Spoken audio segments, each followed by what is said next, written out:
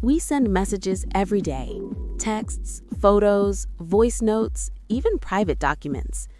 From casual conversations with friends to business discussions to deeply personal information, messaging apps have become one of the most important ways we communicate. But how private are these messages really? When you tap send, where does your message actually go? Who handles it along the way? And who might be able to see it before it reaches the other person? You have probably heard the phrase end-to-end encryption, often shortened to E2EE, especially when people talk about apps like Signal, WhatsApp, or iMessage. These apps frequently advertise security and privacy as key features. They promise that your messages are safe, protected, and unreadable to outsiders. But what does that actually mean in practical terms? Who can see your messages? Who absolutely cannot? And are all messaging apps that claim to be encrypted really offering the same level of protection? In this video, we will break down end-to-end encryption in simple, clear terms, explain how it works behind the scenes, and then compare Signal, WhatsApp, and iMessage, not based on marketing slogans, but based on how the technology actually works. To understand end-to-end encryption, we first need to understand encryption itself. Imagine sending a message that simply says, "Hello." If that message travels across the internet without encryption, it's like sending a postcard through the mail. Anyone who handles it along the way can read what is written on it. Your internet service provider can see it. A hacker monitoring an unsecured network can see it. Even someone running a fake public Wi-Fi hotspot can intercept and read it. In other words, without encryption, your message is completely exposed. Encryption changes this.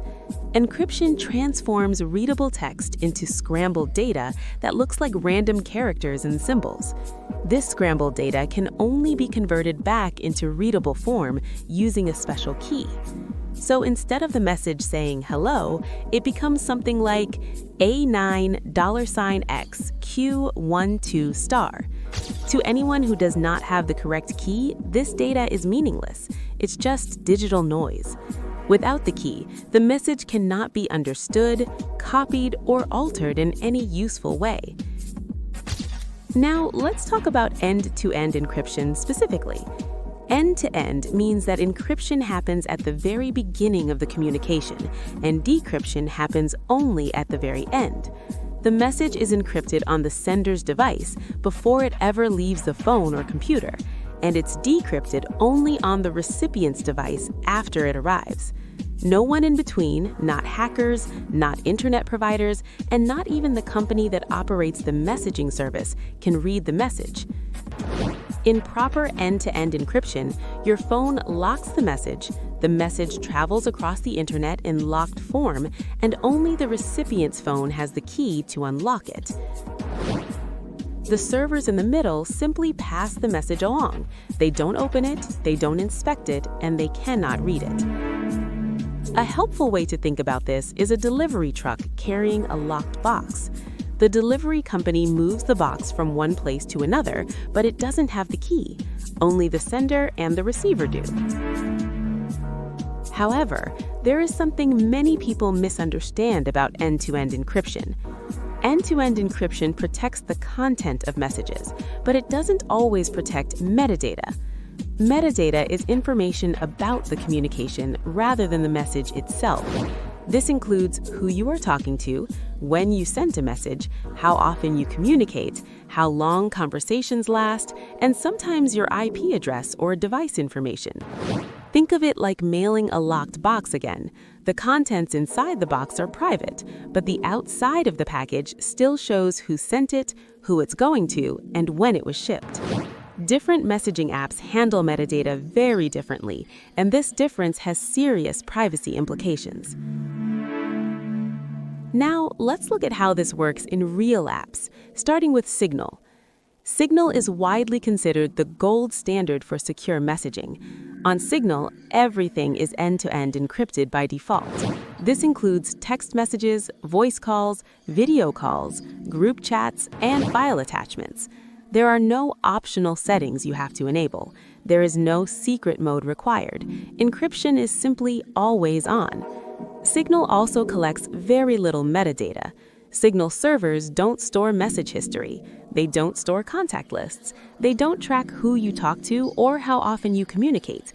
They don't even store detailed group information. In fact, Signal is designed so that even the company itself cannot see your conversations. Signal is also open source, which means its code is publicly available for inspection. Security researchers around the world can verify that Signal's encryption works as claimed. In short, if privacy is your top priority, Signal is the strongest option among mainstream messaging apps. Now, let's move to WhatsApp.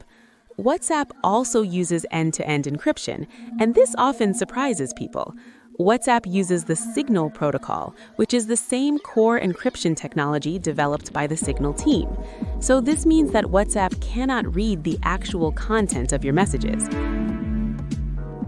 So what's the difference? The difference is metadata and data collection. WhatsApp collects information about who you communicate with, how frequently you message them, your contact list, your device details, your IP address, and your usage patterns.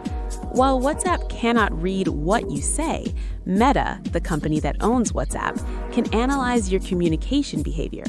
This information can be used for profiling users, understanding social connections, and integrating data across Meta's ecosystem. So WhatsApp is very strong against hackers and interception, but it is not privacy minimal. Now let's talk about iMessage. Apple uses end-to-end encryption for iMessage conversations between Apple devices. This means Apple cannot read your iMessages while they are being sent, and the messages are encrypted as they pass through Apple servers. However, there are important caveats. If you enable iCloud backups, your messages may be stored in a form that Apple can access, depending on your security settings. Additionally, iMessage only works fully inside the Apple ecosystem. When messages fall back to regular SMS, encryption is lost. Apple prioritizes strong security, but it also prioritizes convenience, usability, and ecosystem integration.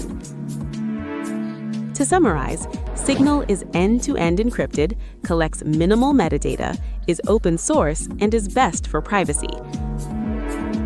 WhatsApp is end-to-end encrypted, collects significant metadata, is owned by Meta, and is convenient but data-hungry. iMessage is end-to-end encrypted, offers strong security within Apple devices, but backup settings and platform limitations matter. End-to-end encryption is not just a buzzword. It's a powerful technology that protects your conversations from interception, spying, and unauthorized access. But encryption alone is not the full story. You must also consider who controls the servers, how much metadata is collected, whether backups weaken encryption, and whether a company's business model depends on your data. If privacy is critical, choose tools designed around privacy first, not convenience first. The real question is not, is this app encrypted? The real question is, who still has access to information about me and why?